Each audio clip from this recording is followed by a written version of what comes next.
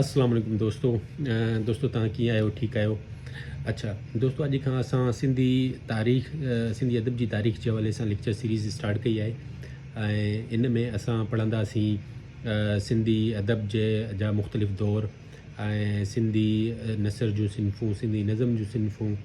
उन खां अलावा मुख़्तलिफ़ जेके मशहूरु किताब आहिनि जंहिंमें नाविल थी विया, अफ़साना थी विया, सफ़रनामा थी विया, उन्हनि जो मुख़्तसिर ख़ुलासो ऐं उन्हनि ते तनक़ीदी जाइज़ो इहे पढ़ंदासीं। उन खां अलावा तरक़ी पसंदि लाड़ा पढ़ंदासीं। उन खां अलावा तरक़ी पसंदि तहरीक जो सिंधी अदब ते कहिड़ो असरु पियो इहो पढ़ंदासीं। शाह लतीफ़ जी शाइरी लतीफ़ियात पढ़ंदासीं।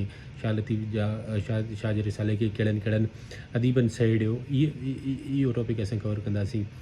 सो मुख़्तलिफ़ असां पढ़ंदासीं जीअं असांजो CSS ऐं उन सां गॾोगॾु CC जेको आहे PCS जो जेको थी वियो, सिंधी जनरल थी वियो, उन में जेके सवाल ईंदा आहिनि जनरल या उन में जेको PCS जे सिंधी लिटरेचर में जेके बि असांजा टॉपिक्स अचनि था पिया उहे सभु उन में कवर थी वेंदा। सो अचो त स्टार्ट कयूं था सूमरनि जे दौर खां। त दोस्तो सूमरनि जे दौर खां अॻु में सिंध तक़रीबन 350 सालनि ताईं अरबन जे कब्ज़े में रही। तव्हांखे ख़बर आहे त मोहम्मद बिन क़ासिम 711 में सिंध आयो ऐं 711 खां 1050 ताईं तक़रीबन अरबन जो दौरु रहियो। सो जीअं अरब त जीअं सिंध जा ॾेही न हुआ, सो इन हवाले सां सिंधी अदब खे जी एतिरी तरक़ी न थी सघी। ऐं अरबन जे दौर में हिकिड़ी असांखे सिर्फ़ु सिट मिले थी, हिकिड़ो मिसरो खणी चइजे थो मिले थो, अराबरा कनकरा कराकरी मंदिर आहे, या हिकिड़े ॿिए हवाले मूजिबि अराबरा कनकरा की करे मंदिर आहे, इहो हिकिड़ो मिले थो।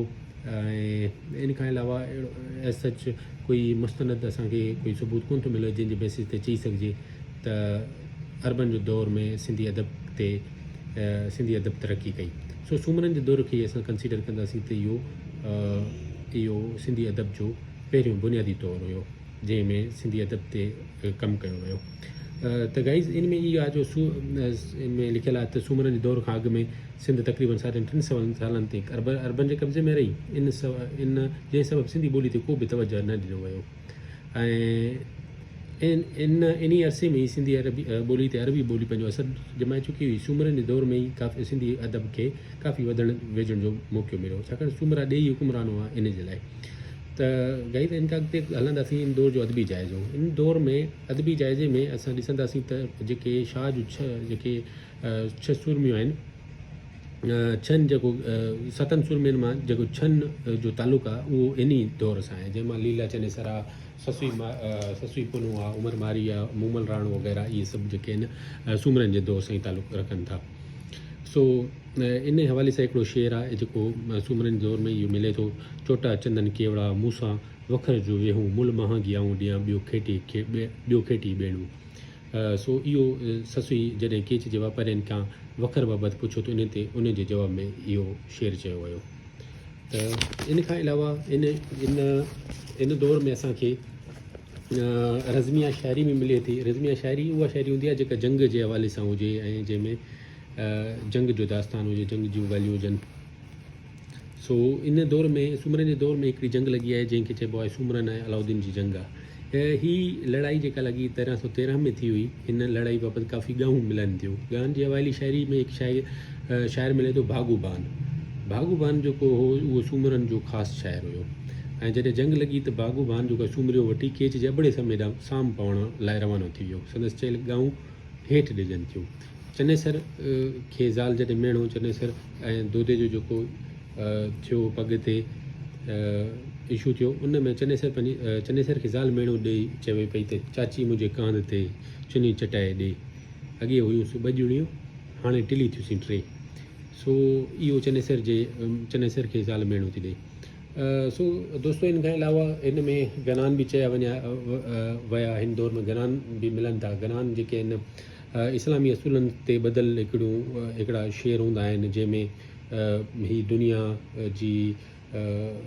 जी बेसबाती या दुनिया हिकिड़ी आर्ज़ी आहे, हिकु माना आख़िरती आहे जंहिं लाइ असांखे हिन दुनिया में ई तयारी करणी आहे, जंहिंजी इहे मीन्स हिदायतूं हूंदियूं आहिनि। इस्लामी उन में असूल हूंदा आहिनि, इस्लामी हिदायतूं हूंदियूं आहिनि। उन में हिकिड़ो असांखे मिले थो शाइर जंहिंजो नालो हुयो पीर सदरदीन। उन्हनि मां हिकिड़ो उन्हनि जो हिते नमूनो पेश कजे थो। उन्हनि हिकिड़ो गनान चयो, शाह मञियो तन जे सुबाड़े जगन, उथी अला घुरी न बंदा तूं सुते सारी राति, न को जोरी जियो जी न को समर साथ, शाह मञण जन से जे सुबड़े जगन। सो इहे चवे थो त पंहिंजा सुबुह जो जेके जागनि था ऐं तूं तव्हां इहे बंदो तव्हां जेके आहिनि गाफ़िल आहियो, अगरि तव्हां सॼी राति सुम्हो था ऐं तव्हां वटि को समर न आहे, को मीन्स सामान न आहे अॻिते लाइ, ऐं तव्हांखे परवाह न आहे। ऐं सो इन हवाले सां इन जो मक़सदु इहो आहे त जेके सुबुह जो उथनि था, जेके अलाह खे यादि कनि था, जेके उहे ई आख़िरत जी तयारी कनि था। ऐं इन खां अलावा पीर सदरुद्दीन जेको आहे हिन हवाले सां इन दौर में हिकिड़ी सिंधी जेका आहे चालीह अखरी जेका आहे हिकु तरतीब ॾिनी, जंहिंखे ख्वाजगी सिंधी चयो वेंदो आहे। अॼु बि जेके इस्माइली ख्वाजनि में इहा राइज आहे। उन खां अलावा हिकिड़ी ॿी सिंफ मिले थी गीच जेके अॼुकल्ह जंहिंखे सेहरा वग़ैरह चऊं था, जेके शादी वियांह तौर मङणो परणो इन्हनि मौक़नि ते चया वञनि था, इनखे गीच चयो वञे थो। इन जे हवाले सां हिकिड़ो नालो मिले थो असांखे मियां मरखा शेखण जो। सो मरखा शेखण जे हवाले सां हिकिड़ो उहो आहे नमूनो ॾिजे थो, ही कांडेड़ी लस ही वासड़ी वस, ऐं खिलंदी कुॾंदी अचां। सो अगरि हिन असां दौर खे जा अगरि असां लिखूं त इन में कहिड़ियूं कहिड़ियूं तरक़ियूं थियूं, ख़ुशूसियतूं इन दौर जूं कहिड़ियूं आहिनि। उन में इहो आहे त ख्वाजगी सिंधी जंहिंमें 40 अखर हुआ, हू आहे तरतीब ॾिनी वई। हिजो गोई जा बि आसार मिलनि था, हिजो गोई जी स्टार्ट जेको आहे इन दौर में थी वई। ऐं दोस्तो इन खां अलावा हिन दौर में जूं फ़नी ख़ूबियूं शाइरी जूं, हिन दौर में जेके बैत चया विया उहे हिंदी छंद विझी आहे, जे सिंफ़ दोहा छंद या सोठा छंद जे हिसाब सां हुआ। दोहा छंद ते तर्स मिलनि था। दोहा छंद में जेको काफ़ियो हूंदो आहे आख़िर में ईंदो आहे, ॿिन्ही शेरनि जे आख़िर में। ऐं सोठा छंद में छा हूंदो आहे, उन में जेको आहे हर मिसरे जे विच में काफ़ियो ईंदो आहे। ऐं सोठा छंद में जेको आहे विच में ईंदो आहे। के वरी सोठा छंद ऐं दोहा छंद जो मिलाप बि हूंदा आहिनि। हाणे जीअं मिसाल ॾिजे त काज़ी काज़न जो अगरि बैत खणी अचे त जोगी जॻायोसि सुतो हुउसि निंड में, तियां पोइ थियोसि संदे पिरियां पेचरे। हाणे इहो थी वेंदो सोठा छंद, जोगी जॻायोसि तियां पोइ थियोसि, जॻायोसि थियोसि, इहो सोठा छंद थियो, माना इहो विच में अचे थो। ऐं दोहा छंद ऐं सोठा छंद जो अगरि मिलाप ॾिसिजे त